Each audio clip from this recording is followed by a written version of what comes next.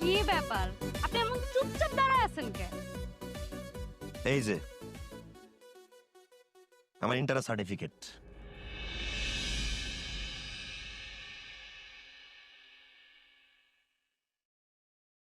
ঠিক আছে। ঠিক আছে না?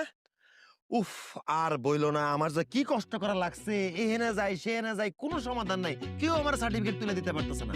পরে বোর্ডের একটা ব্যাটারে পাইলাম, তার হাতে পায়ে ধরলাম, করজোরে কইলাম, ভাই সার্টিফিকেটটা তুলে দেন, আমার জীবন মরণ প্রশ্ন। তারপরে এই লোকটা আমার সার্টিফিকেটটা তুলে দিচ্ছে।